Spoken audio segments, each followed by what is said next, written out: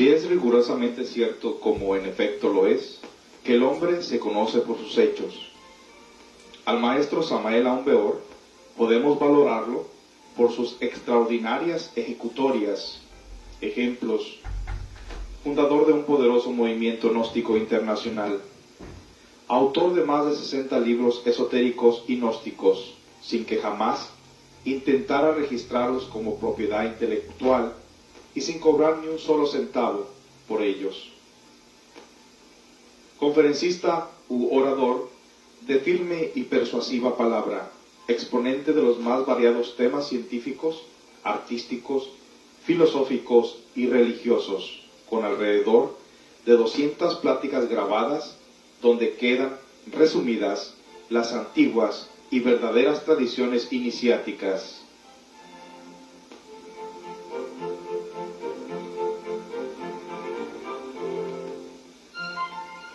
En lo interno, en los mundos superiores de conciencia cósmica, Samael Aun Weor es el miembro de la Orden Sagrada del Tíbet, miembro de la auténtica Fraternidad Rosacruz, que según él no tiene exponentes en el mundo físico, miembro del Templo de Chapultepec, México, y miembro también de otras tantas instituciones de carácter divinal.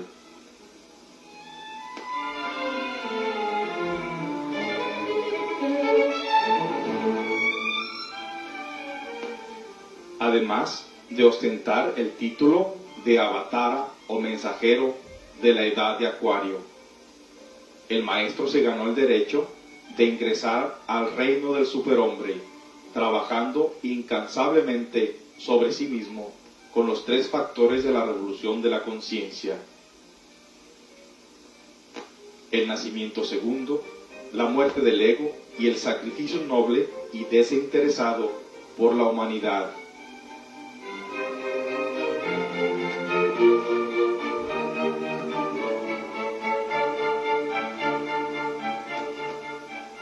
Ciudadano del bien en este mundo de 3 dimensiones y caballero del Santo Grial en las regiones superiores del espacio, el maestro Samael Aun Weor equilibró y sintetizó dentro de su constitución psicosomática lo humano y lo divino, ofrendando su corazón al sol, valga decir, entregando su vida toda al Señor de perfecciones, el Cristo íntimo, a esa parte del ser que según sus palabras adviene en el momento cumbre de la gran obra.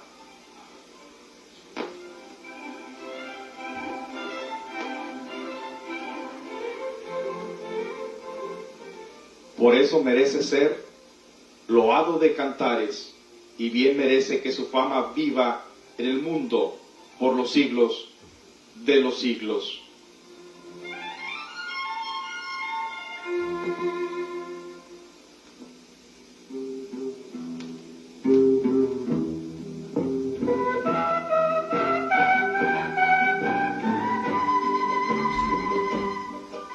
Estimados amigos televidentes, bienvenidos a otro programa más de Gnosis. Gnosis es una palabra griega que significa conocimiento, sabiduría. Esta sabiduría proviene del profesor, antropólogo y sabio contemporáneo Samael Aun Weor. El estudio de la Gnosis es práctico. Las claves que aquí te entregamos, si las practicas, con ellas cambiarás tu vida. Así que prepárate para emprender el camino hacia la superación personal. Este es un programa más de AGACAC, la Asociación Gnóstica de Estudios de Antropología y Ciencias.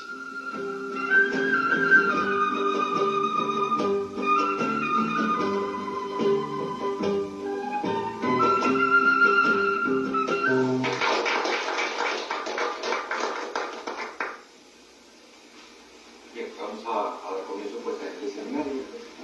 Hemos pedido que las sillas estuviesen puestas en esta forma, en círculo o en una U, con el propósito de que no solo me miren a mí, que voy a llevar el seminario, sino que además entre ustedes pueda haber un intercambio de impresiones con respecto al tema. Es diferente cuando en una conferencia una persona se sienta detrás de la otra, porque el único ángulo que tiene es del frente y muchas veces debe apartarse para poder mirar. Y entonces pues no está recibiendo las impresiones de las personas que están a su alrededor. En cambio, pues en un seminario tenemos a las personas en esta forma y así pues podemos ver la reacción de cada uno y cada uno ve la reacción de cada uno para poder vivirlo como un seminario, porque no es una conferencia, lo vamos a dar, es una convivencia, una vida, es un intercambio de impresiones. Para facilitar para la persona que va a traducir, también procuraré repetir varias veces lo mismo y en lo posible hablar despacio. El tema que vamos a tratar es evidentemente práctico. Lo que necesitamos en este momento, algo más concreto, mucho más práctico. Para yo sentirme en el propio nivel de ustedes, que también me voy a sentar, y así pues todos entramos en un terreno de confianza, de intercambio de impresiones. Si alguien quiere interrumpir durante la exposición del tema, lo puede hacer. Cosa que si esto fuese una conferencia, diríamos, no, hasta el final se hacen preguntas. Pero aquí es diferente. Aquí usted puede interrumpir, puede levantar la mano y decir, quiero una aclaración sobre eso, una explicación más amplia. Se trata de un intercambio de impresiones entre nosotros. Esta experiencia de seminarios la hemos realizado en muchos lugares y nos damos cuenta de que se aprende mucho más a veces en estos seminarios que en un curso de 6 meses, de 1 año, 2 años. Porque se pueden decir de una vez cosas directas, sin que se note aquí que hay un nivel determinado, otro nivel. O sea, en este momento pues no existen los niveles. Todos somos del mismo nivel. Todos tenemos las mismas inquietudes. Todos tenemos más o menos las mismas necesidades. ¿Por qué hemos elegido este tema? Porque todos nos quejamos, protestamos por falta de iluminación. Todos quisiéramos poder experimentar lo que dicen los libros sobre ocultismo, sobre esoterismo. Luego, pues en los días siguientes podemos tratar los temas, hablar de los asuntos. Pero queremos comenzar con el pie derecho. O sea, queremos comenzar hablando del aspecto práctico de la enseñanza. Sus dificultades, los temores que existen al respecto de esto. Cómo se desvía uno con facilidad hacia la derecha o hacia la izquierda, hacia la creencia o hacia el escepticismo intelectual. Y rara vez tomamos el camino del medio, el camino de la comunicación. La forma de que se hace el seminario pues es una exposición de 30 a 40 minutos y después hacemos un alto, un descanso, nos levantamos, ponemos en actividad el centro motor, el centro emocional. Si alguien tiene necesidad pues, de ir a hacer beber agua, ir a algún baño, lo que sea, pues tiene ese tiempo de semana para hacerlo. O por ejemplo, tanto con los niños. Para mí el tema de la experiencia del viaje astral, dónde comienza y hacia dónde conduce, creo que es bastante importante. Porque como estudiante, que también he sido, sigo siendo, de estos estudios, desde el principio de la enseñanza, cuando la conocí, vi que las obras de Samael, todas ellas llevan el sello inconfundible de una práctica. Da mucho saber, pero también da de sí mucho ser. Es decir, da mucha práctica y da mucha teoría. Equilibra perfectamente en sus libros las dos cosas. Entonces lo interesante de esta doctrina, que se puede comprobar. Bien, vamos a tratar por el principio. La experiencia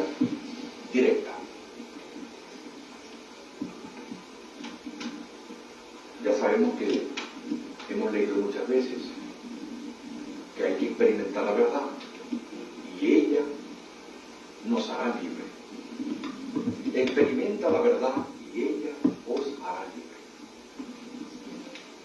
Cuando una persona no experimenta directamente, se vuelve un creyente más. Esto no es malo, no es un delito, pero es un creyente más. Este creyente no es capaz de ver más allá de la enseñanza, sino que ve lo que sus 5 sentidos le permiten percibir. Es un creyente que un día puede dejar de creer porque se cansa, o un día puede tornarse un fanático peligroso, un mitómano, un paranoico, un ególatra, porque no hay el sabor de la experiencia directa, de la propia conciencia, sino que es un contacto con la enseñanza solo intelectual, tal vez sentimental, pero falta el choque, el contacto con la conciencia. La experiencia que llega a la conciencia jamás se olvida y nos conduce inteligentemente hacia las grandes realidades.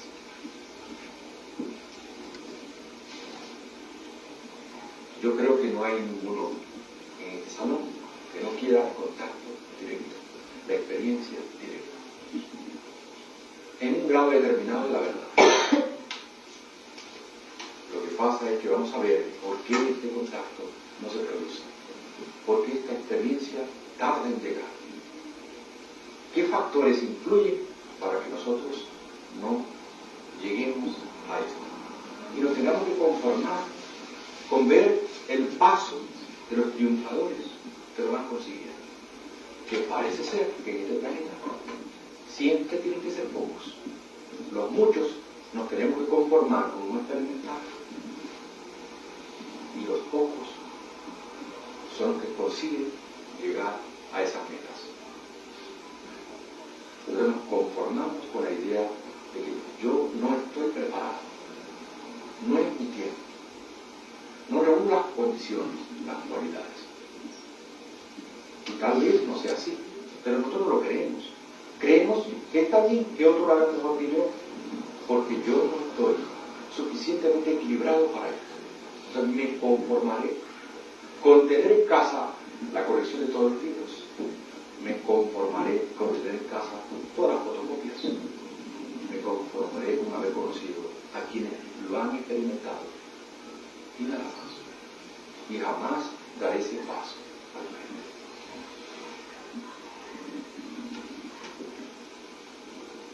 Diversas causas de la falta de iluminación.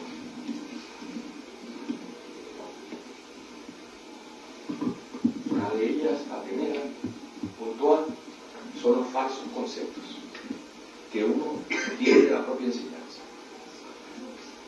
No importa cuánto esfuerzo hace el instructor para explicarnos la enseñanza, no importa. Nosotros siempre nos formaremos de ella un concepto. No importa cuánto esfuerzo ha hecho Buda, Jesús, Krishna, todos los grandes maestros de la logia blanca, la humanidad siempre hará de esas enseñanzas directas conceptos. ¿Y qué es un concepto? Es una información que se deposita aquí, en el intelecto. Y nada más. La aceptamos o la rechazamos. O la acomodamos a nuestra forma de pensar. Pero no deja de ser más que un simple concepto. Estos conceptos pueden servir para que mejore nuestra forma de vivir, nuestra forma de pensar, nuestra forma de sentir. Tal vez en ese sentido el concepto es bueno, pero es un concepto. ¿Y quién se quiere quedar solamente con conceptos? Todos queremos pasar más allá del concepto, llegar a la experimentación. cuando uno llega a estos estudios, trae ciertos conceptos sobre sí mismo, ciertos conceptos sobre los demás, ciertos conceptos sobre la vida. Y lo que hace es aceptar nuevos conceptos, cambiar los conceptos que tenía antes por nuevos conceptos, pero son conceptos.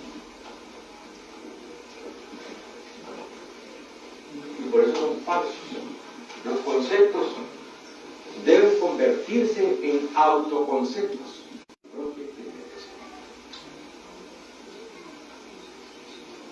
B. El temor a lo desconocido. Casi hay que subrayar esto en rojo. El temor. El temor, el miedo impide profundizar en las experiencias directas.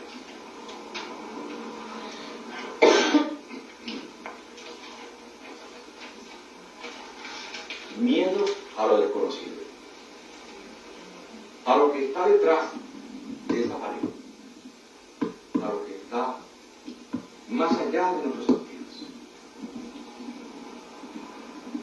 El temor es el de los más tremendos impedimentos para que podamos progresar. Estamos llenos de miedo, de inseguridad, y esta inseguridad viene por la falta de fe. Pero tenemos un concepto de la fe. Pensamos que la fe es creencia, y la fe es experimentación, es vivencia directa, no creencias. La fe es científica. La fe puede ser demostrada. La fe es la transformación de la materia en energía, y eso sucede de instante en instante, de momento en momento. El crecimiento del trigo es un movimiento dirigido por la fe. La fe es la fuerza del amor. La fe es la fuerza de la conciencia. Es la certeza de que eso es así, pero no solo con el intelecto, sino con toda tu alma, con todo tu corazón, con todo tu ser, con todo tu interior. En cambio, la fe, según la creencia, es lo que el intelecto cree que es, lo que ha acomodado a su forma de pensar, aunque aquí el corazón esté lleno de miedo. De hecho, la fe que conocemos nosotros, mecánica, la fe creencia, se fundamenta en el miedo a lo desconocido, miedo a Dios, miedo al castigo, miedo al karma. Pero eso no es fe, eso es miedo. En cambio, la fe verdadera es fe y amor, es fe y confianza, es la certeza con todo mi corazón, con toda mi alma, con todo mi ser de que eso es así. Te lo acepto dentro del interior así. No sé cuándo sucederá, pero en mi interior mi alma sabe que eso es así. La fe camina sobre pasos seguros, los pasos de la experimentación. Cuando uno experimenta, entonces tiene fe sobre eso.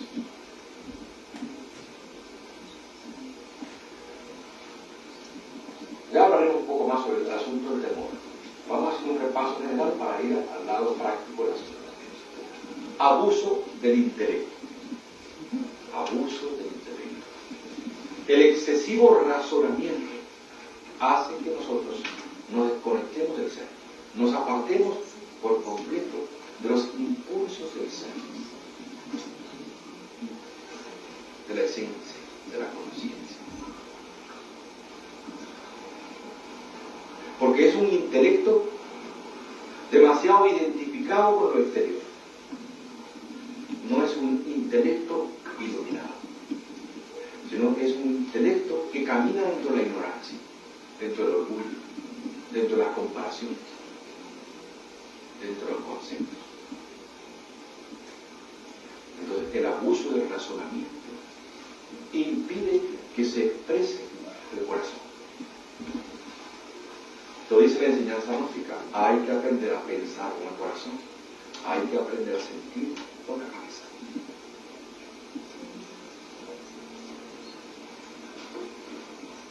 Cuando los iniciados levantan su serpiente Kundalini y ésta llega a la altura del entrecejo, Ha recorrido 33 vértebras. Al entrar al cerebro, entra en 7 cámaras secretas. Y después del chakra frontal, el fuego debe dirigir sus pasos hacia 5 cámaras internas que llegan al corazón. El fuego se ha levantado como mercurio hasta la cabeza. Ahora debe humildemente inclinarse para bajar al corazón. La cerviz debe doblarse. Debemos entrar en un estado de humildad, de recogimiento. Como bien explica el maestro, el iniciado tiene que arrojar su corona de triunfo ante el Cordero que está en el corazón. El intelecto puede ser muy iluminado, puede estar ubicado en la parte más alta del cuerpo, pero si quiere llegar a la auténtica sabiduría, tiene que inclinarse y meterse en el corazón. Por eso se medita con el pensamiento dirigido al corazón. El intelecto debe comprender que él no es nadie, debe comprender su insignificancia, debe comprender que el rey de todas las cosas es el corazón. Es el que pondrá orden en la casa.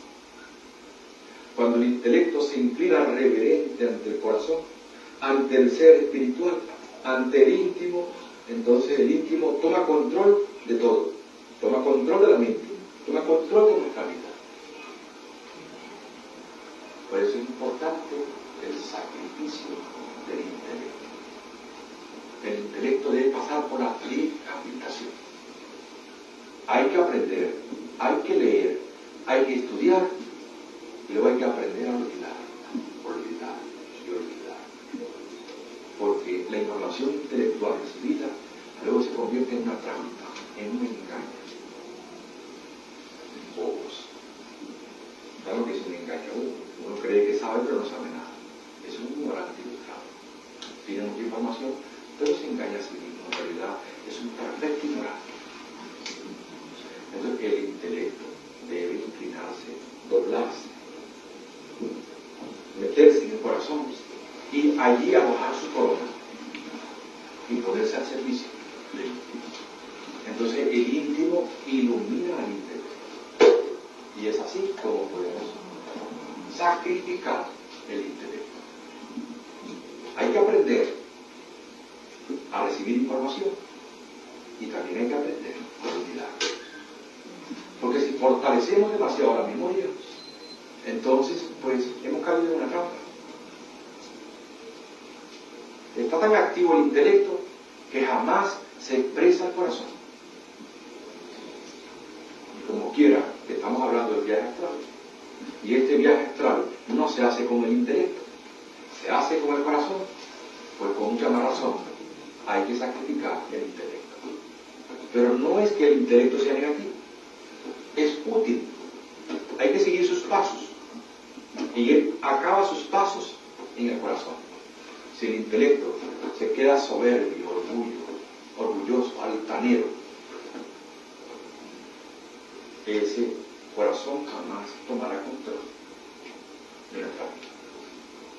Nuestros pasos siempre van dirigidos hacia la doctrina del corazón. Por eso el fuego debe precipitarse y juntarse en el corazón para allí llegar a nuestro primer amor. De eso hablamos luego. Vamos a dar el sacrificio del intelecto y pasemos a la meditación y el sueño. Hay quienes nos gusta practicar, hacer ejercicios esotéricos. Terminamos de hacer ejercicios de meditación, ejercicios de runas. Nos levantamos y nos marchamos al trabajo. Hacemos un ejercicio de vocalización, nos levantamos y nos ponemos a hacer actividades en la casa.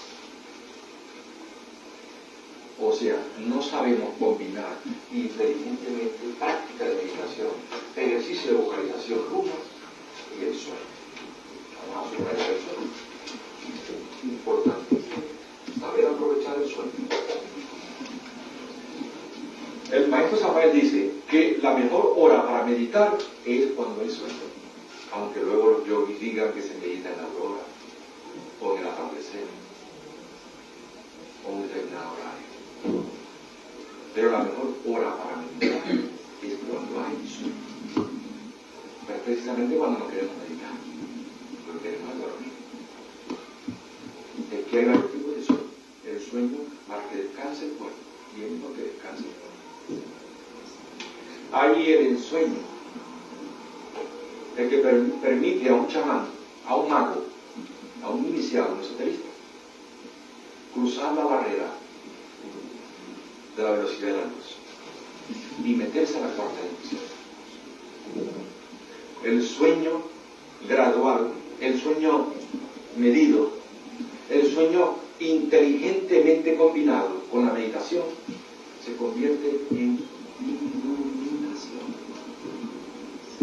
Práctica esotérica y sueño terminan convirtiéndose en iluminación.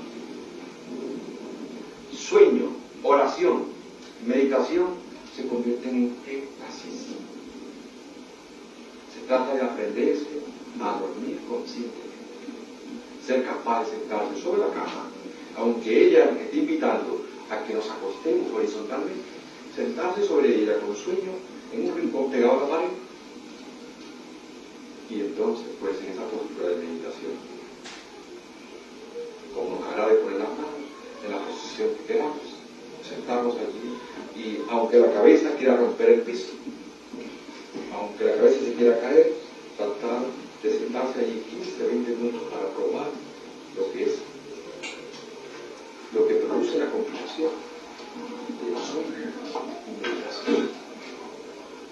O sea que nuestros grandes fallos están en no saber combinar inteligentemente las prácticas esotéricas con el sueño, ni saber exactamente cuál es el horario adecuado para hacer nuestros ejercicios.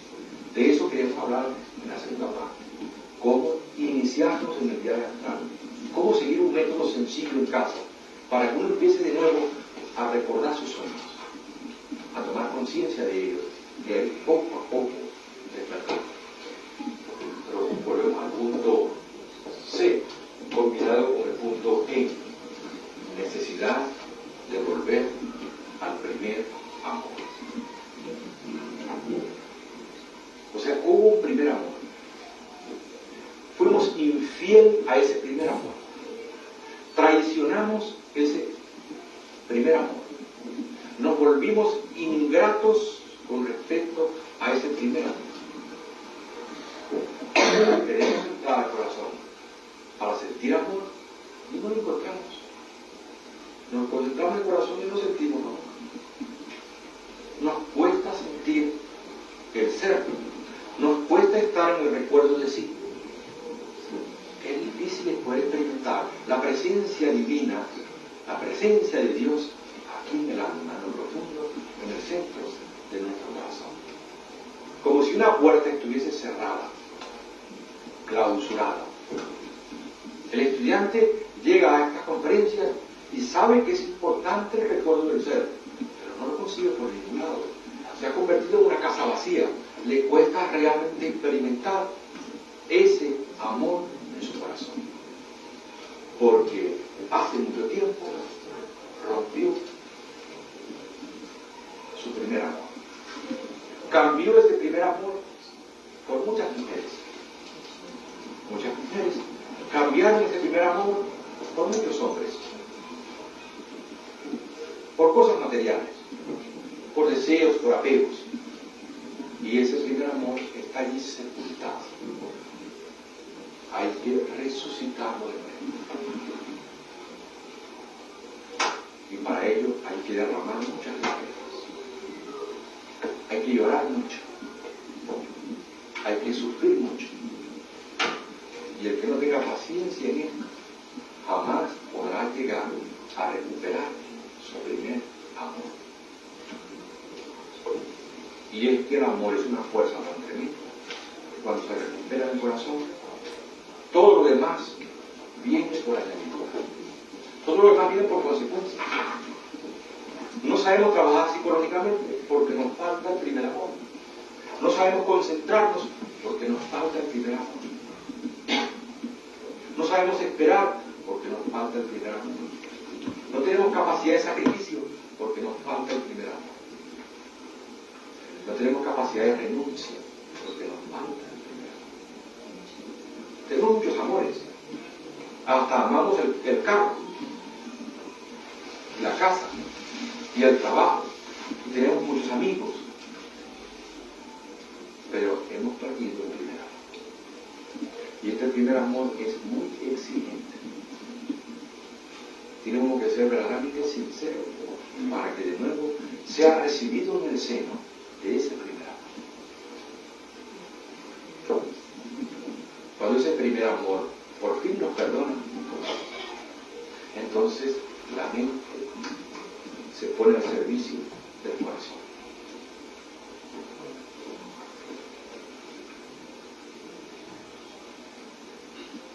Pero no he dicho lo que es ese primer amor. ¿Incluyen ustedes lo que es ese primer amor? O hasta se nos ha olvidado. Creo que es algo parecido a lo que uno siente cuando era un niño y sentir esa emoción.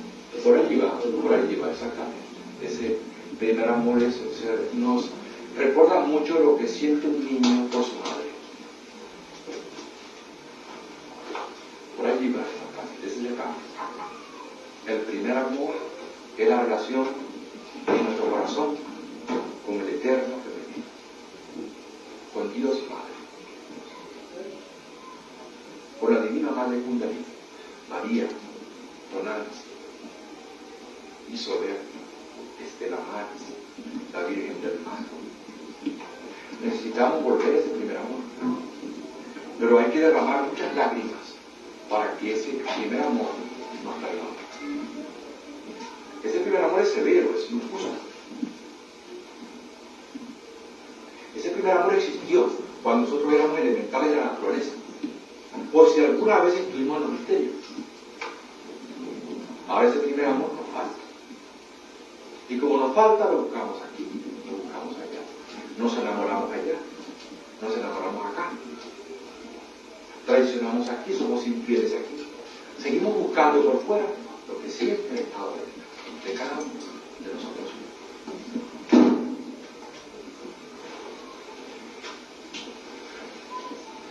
Así que la base de este seminario, en esta primera parte, porque habrán otros temas, no siempre hablaremos de temas de arte, la base puede estar en ese primer amor.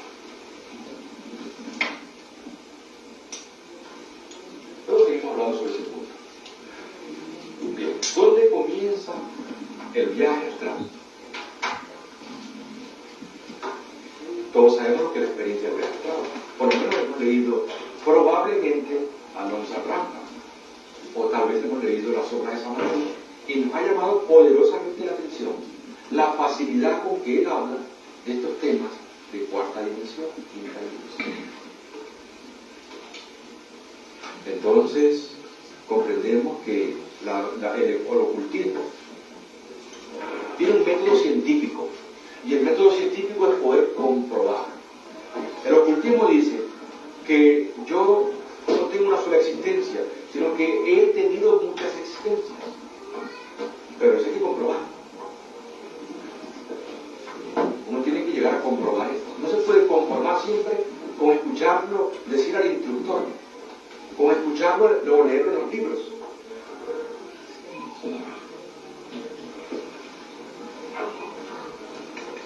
Necesitamos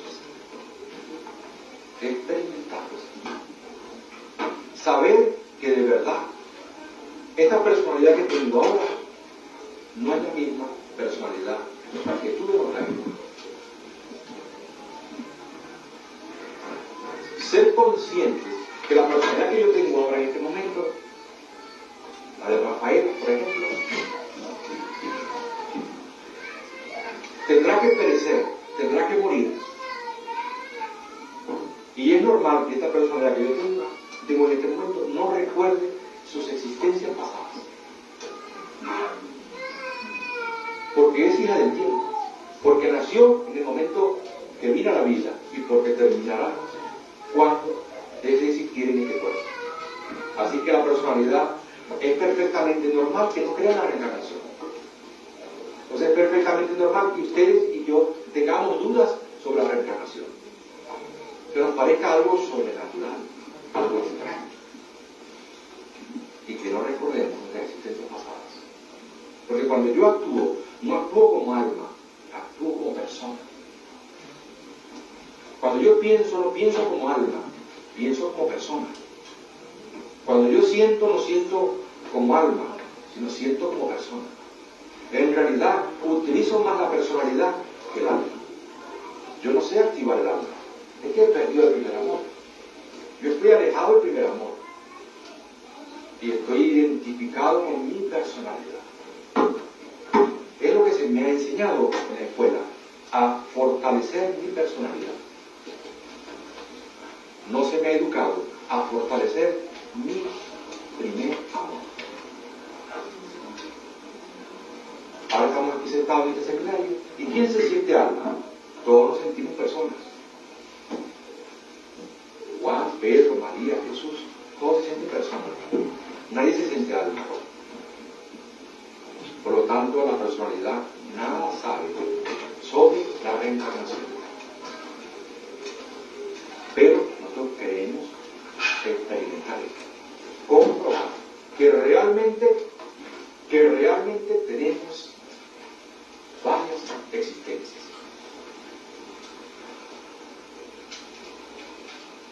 Y para ello fue la práctica del viaje astral, para comprobar que eso es real.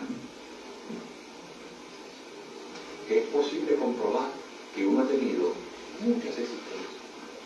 Y que probablemente vivió en la Atlántida, o ha vivido en Europa, en el Oriente, en otro planeta lejano. Que todo eso que cuenta el ocultismo es real. No es sobrenatural, es lo normal. Pero recordemos que la personalidad nada sabe de estas cosas. Debo aprender a anular mi personalidad y a activar mi conciencia. Pero eso no es simplemente decirlo, eso realmente hay que llevarlo a la práctica. Y hacia ese punto tenemos que irnos acercando cada vez más. ¿Dónde comienza el viaje astral? Comienza en el punto donde se encuentra. Si usted, por ejemplo, se encuentra con que tiene muchos años que no recuerda sus sueños, o vagamente dice soñar, pues ahí en ese punto se encuentra. Ahí tendrá que comenzar. Y tendrá que remontar muchos obstáculos para lograr llegar a un punto más elevado.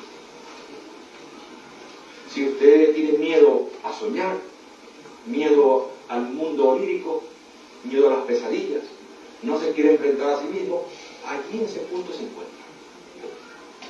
O por el contrario, si usted de los que sueña con claridad, siempre tiene sueño, en ese punto se encuentra.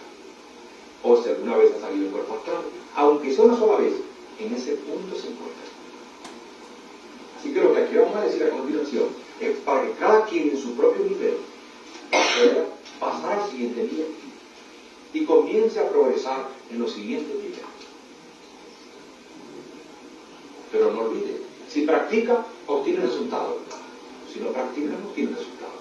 Al no practicar, seguirá no solo en el mismo nivel, sino retrocediendo cada vez más.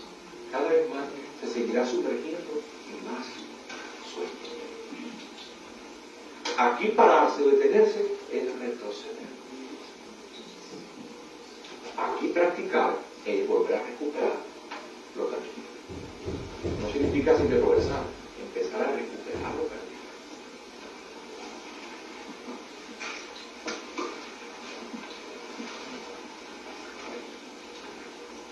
Imaginemos que todos los que están aquí están en el nivel de que quieren volver a intentar soñar, quieren volver a soñar, pero como entre comillas, porque la enseñanza esotérica gnóstica dice que se trata de despertar, no de soñar. Los sueños hay que disolverlos, hay que destruirlos, pero eso ya son palabras mayores, eso es un nivel alto. Cuando digo soñar entre comillas, estoy diciendo por lo menos hacer conciencia de nuestros sueños, porque el que hace conciencia de sus sueños puede hacer un esfuerzo por despertar. En este famoso libro que algunos habrán leído, que se llama El vuelo de la serpiente emplumada, de Akosani, dice que la única elección que tiene que estar dormido, la única que le queda, es despertar. Es la única elección que tiene. Y aunque esté muy dormido, todos podemos decidir o seguir más dormido o intentar despertar. Eso lo tiene que decidir uno. Si usted quiere seguir soñando, pues es una decisión que ha tomado. No le interesa despertar. Se conforma con ver lo que los demás hacen y prefiere seguir sumergido en su propio sueño. Porque despertar implica dolor, sufrimiento. Porque despertar significa verte a ti mismo como eres. Y no es siempre agradable verse a uno como uno es. Porque si yo en un sueño me miro hacia atrás y me veo una cola, pues eso no es agradable. O si yo en un sueño me miro los pies y veo que tiene aspecto de animal, eso no es agradable. O si voy a un espejo y me veo cuernos, eso no es agradable. O si yo me voy en un sueño despierto y veo que tengo características homosexuales, eso no es agradable. Entonces no es agradable verse a uno mismo. Por eso nadie quiere despertar, aunque diga, si a mí me interesa la doctrina gnóstica, porque es la doctrina del despertar. Pero despertar implica sufrimiento, implica dolor. Es la aceptación de lo que es. Y eso es incómodo. Como dice el maestro Samael, la verdad es incómoda, molesta. Es una piedrita dentro del zapato.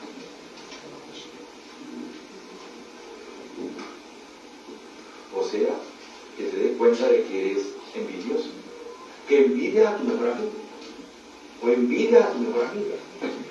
Y cuando uno se encuentra ante esta experiencia, le produce un choque muy fuerte en la conciencia. Y prefiere no saber de esto, olvidarlo, no aceptar lo que es, huir, escapar de uno mismo, refugiarse en conceptos y en otras cosas para olvidar. Y olvidar es continuar soñando, no querer despertar. Así que estoy diciendo que volver a soñar es empezar otra vez a hacer conciencia de mis propios sueños. El primer nivel, pues, es, yo no soñaba antes, ahora empiezo a soñar. O sea, a recordar mis sueños. Eso es lo que deberíamos de conseguir con este seminario. Quien lo quiera seguir la práctica, lo que propondremos aquí. Y luego, en los sueños, empezar a decir, esto es un sueño. Yo estoy en un sueño en este momento. Ya eso es un buen nivel. Y estamos hablando de yoga del sueño. Estamos hablando de conseguir el elemento iniciador. Estamos hablando de yoga tibetana.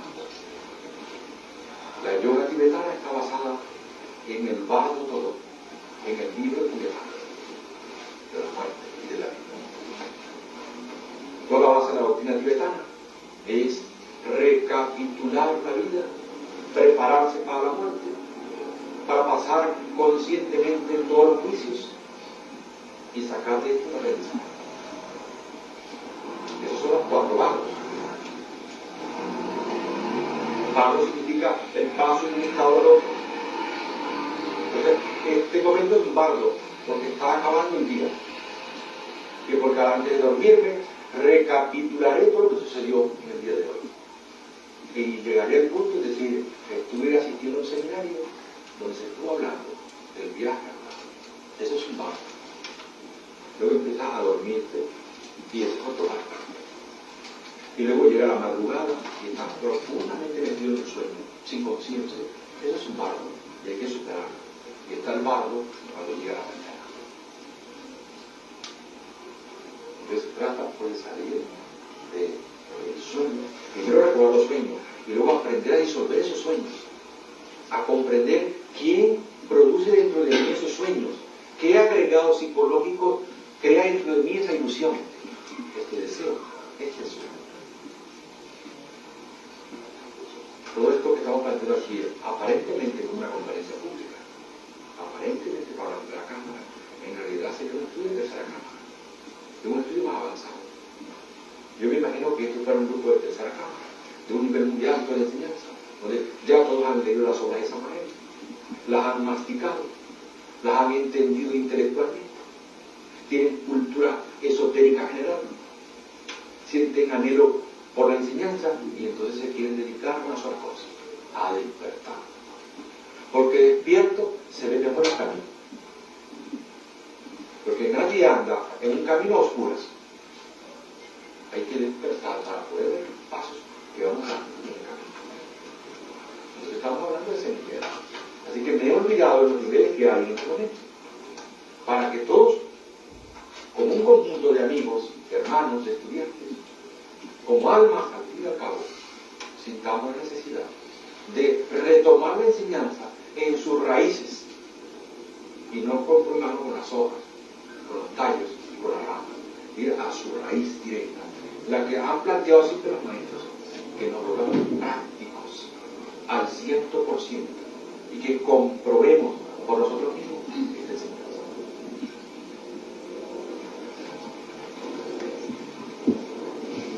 Horario biológico. El cuerpo tiene un horario biológico. A eso de las 11 el cuerpo tendrá sueño. No es que usted tiene sueño, es que el cuerpo tiene sueño. No es que usted está cansado, es que el cuerpo está cansado. No es que usted tiene hambre, es que el cuerpo tiene hambre. Esto lo conocen muy bien los científicamente. Usted no es el cuerpo, usted es una alma que tiene un cuerpo. Entonces pues, el cuerpo tiene un horario biológico. Un horario para ir a dormir, un horario para despertarse en la mañana y un horario para el resto del día. Si usted se va ahora a Europa en este momento o a Australia, por ejemplo, el cuerpo seguirá el horario que tenía aquí. Y cuando la gente allí ande por las calles caminando, usted tendrá sueño. Y cuando la gente esté desayunando, usted tendrá ganas de cenar, porque el cuerpo tiene un horario. Nosotros sabemos lo que hemos viajado a América, a Europa, o vamos de un lugar a otro y cambiamos de horario. El cuerpo tiene un horario biológico. De tal manera que uno puede decir al cuerpo, me quiero despertar a las 4:30 de la mañana. Y si esa orden se la da con fuerza al subconsciente, usted a esa hora despierta. Dicen que esto era maravilloso en Napoleón Bonaparte, que en pleno campo de batalla era capaz de ir a dormir 20 minutos o media hora, mientras los cañones retumbaban por todos lados y todos estaban con los ojos así porque en cualquier momento podían morir. Napoleón era capaz de ir a dormir. Así dicen los yogis que esto era la virtud que él tenía, de dormir en la mayor situación difícil de un momento de la vida. Él dormía y además era capaz de decir, me despertaré dentro de tanto tiempo, y se despertaba a voluntad. Dormir a voluntad y despertar a voluntad es tener control sobre nuestro propio horario biológico. Eso era una ventaja que él tenía, porque mientras sus enemigos tenían los ojos rojos como el fuego de no poder dormir día y noche en pleno campo de batalla, él podía dormir. Y usted sabe lo que pasa con eso, que si yo estoy descansado y usted está cansado porque lleva 3 noches que no duerme, pues yo me lo cargo a usted rápido, porque usted lo que quiere es dormir, y casi que agradecería una bala venir de frente para por fin poder dormir. No hay cosa más horrible que tener ganas de dormir y no poder. Para que uno esté bostezando, ahora le vendría de maravilla dormir un poquito. O sea, que dormir es una necesidad inevitable. Y Napoleón pues era capaz de hacer eso. Incluso dicen que era capaz de ir en el caballo con todos sus soldados detrás, con un ojo lo vigilaba y con el otro dormía. Y descansado. En cambio, la persona estresada, nerviosa, llena de inseguridad, que somos todos nosotros, que no somos Napoleón, pues basta una mala noticia y ya esta noche no dormimos. No nos sabemos despreocupar, vivimos siempre preocupados, o sea, haciendo cosas ante el tiempo, siempre preocupados. Entonces, pues hay que conocer que el cuerpo tiene un horario biológico. Es tan grave el asunto del horario biológico en nosotros, es tan mecánico, que ya no lo podemos controlar, que es obligatorio poner muchas veces un reloj. este reloj hace despertador de la mañana con música, como lo quieran poner de bonito, con la primera emisora que nos gusta, para que nos despierte, y eso nos hace olvidar por completo toda la experiencia onírica vivida fuera del cuerpo. Pero eso es completamente memoria de lo que sucede. Basta que suene el timbre o que se encienda la radio para que enseguida toda la experiencia astral que estábamos viviendo ya no pasa al cerebro físico, se borra por completo.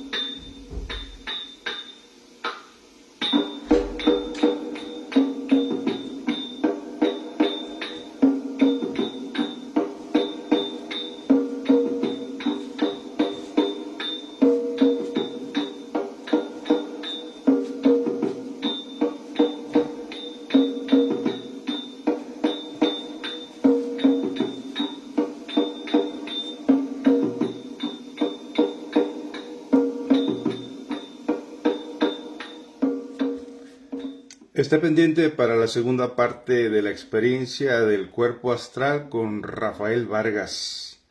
Próximamente lo haremos saber a través de los medios de comunicación. Gracias por su sintonía y por favor pasen el mensaje a otras personas que lo puedan necesitar. Hasta la próxima.